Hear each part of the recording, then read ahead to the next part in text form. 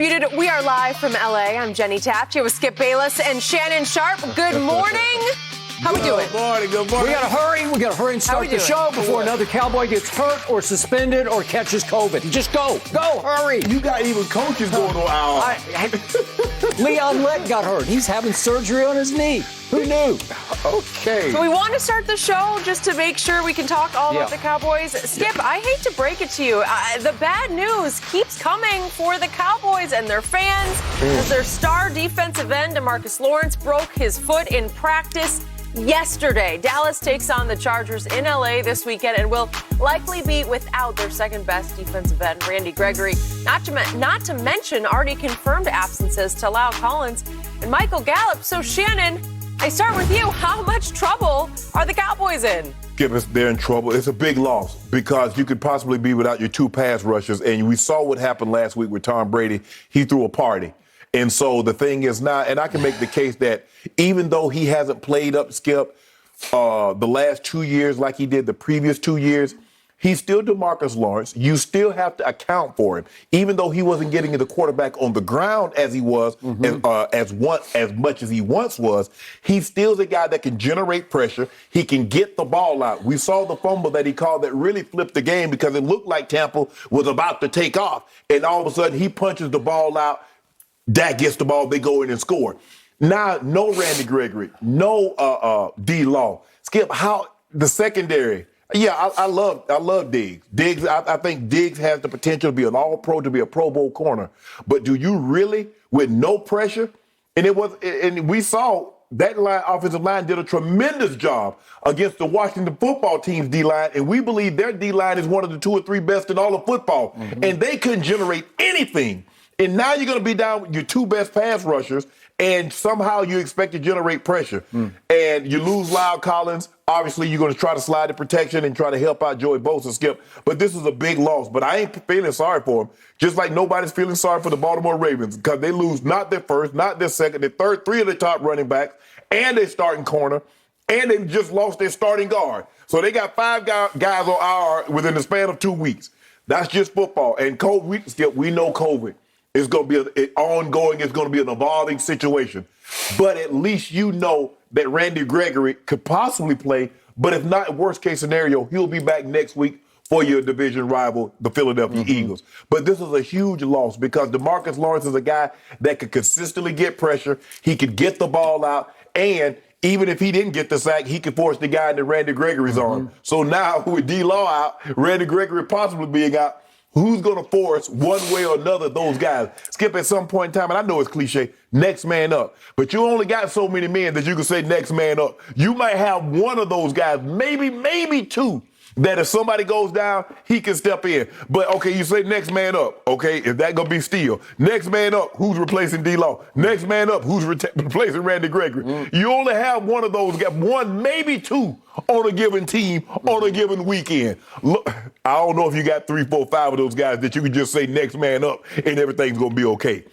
But like my granddad used to say, boy, you in a heap of trouble. You in a heap of trouble, Skip Bayless. You in a heap of trouble. 2 cases right now. Oh, well, that's gutsy of you. You know, you got the courage over there.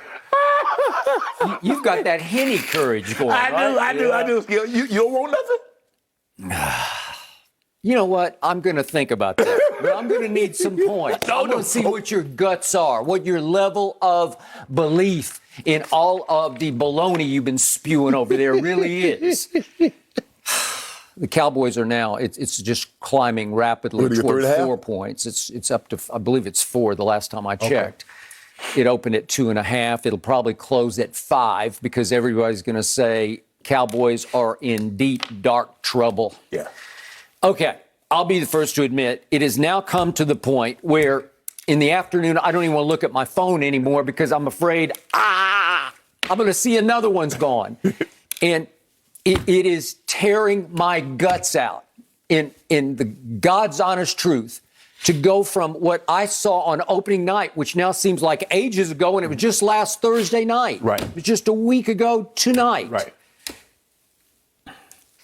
I saw the greatest Cowboy loss ever. And you can laugh at me all you want, but it was the greatest loss. At least it was the most hopeful Cowboy loss ever, because nobody saw that coming. They were 9-point dogs. They were prohibitive underdogs at GOAT. And it was just great, great, great. Like, at least good, good, good. Where I'm saying, love that, and I love that, and I didn't see that coming.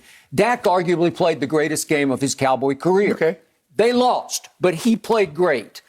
And the offensive line wasn't just good, it was great. Yes. Against the most hellacious pass rush in pro football at the end of the year before. The nastiest defense, the hottest defense, and they blocked him up pretty well. They didn't even really try to run Zeke, but Dak threw it and threw it and threw it some more at a high completion rate where he was having his way with that defense. Right. And defensively, we actually contagiously forced 4 turnovers. And I'm thinking, okay, that will work, because that's how you win football games. Right. And that's what we have not been doing over really the last 2 years. And all of a sudden I'm saying, that looks like real live football. I'm seeing some flashes from my defense I had not seen last year, when they were historically not only just bad, they were hard to watch. They were historically hard to watch last year, when they literally got run off the field again and again and again. You remember, by Cleveland and Baltimore and Arizona. Okay, so it got so bad for me last night that I'm thinking, it's so funny that a few days earlier, I did feel sorry for the Baltimore Ravens. I'm like, God, those poor Ravens. But then I sat back last night and I said, I no longer feel sorry for them, because this is even worse. In the bigger picture, this is worse. They lost running backs in a row. They lost 3 in a row. Yeah. Well, they're a running team, those kids. Okay, they're a running team, but the way I'm watching Baltimore and I'm watching San Francisco, and they just manufacture another one. And that Tyson kid the other night, you know, I'm looking at in the first quarter, he looked pretty great, right? And you just say, well, they signed Latavius. They're going to be okay. They'll figure that out, because the system dictates that you can just put another cog in the system and he'll look pretty good, because the quarterback is a huge threat to break away. Right. And in San Francisco, I don't know how Kyle keeps doing it, but Mostert goes down, just watch. They'll just keep plugging him in, and you'll say, oh, that guy got 100, and that guy Mitchell got 100. came in and got 100. He did. That's what I'm saying.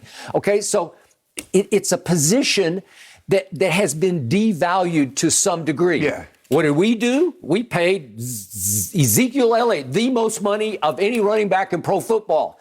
And what has he done lately? Not much. Has he lived up to that? No. And could I argue that you way overpaid Zeke? Yeah, you think that, right? Okay, so I'm not feeling that sorry for Baltimore, except they did lose Marcus Peters. That's a lot. That's where you say that's irreplaceable. You can't just stick another guy in there. Although the way they play defense and the way they get after the quarterback, they kind of do put another guy in there, and you're like, well, and you saw what happened. Okay, but still, for stretches of that game, they still look like the Ravens to me, and I thought they were in position to win it, and you know the rest of the story.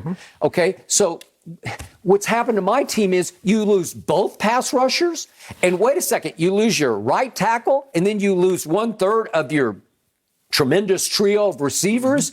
And I'm looking around, and my head's starting to spin, because the losses, or the totality of them, is staggering to me, because I thought they were going to be just good enough to win the NFC East, and now I'm starting to have my doubts. Okay, so that was me last night. Then I slept on it. I woke up this morning, and I said, you know what? I'm sick and tired of this, because it just happens year after year after year. What can go wrong, Murphy's Law, does keep going wrong for my Dallas Cowboys. And we're going to talk about the why of that a little later in this show, because I want to tell you, I grew up a Cowboy fan through the Roger Staubach era.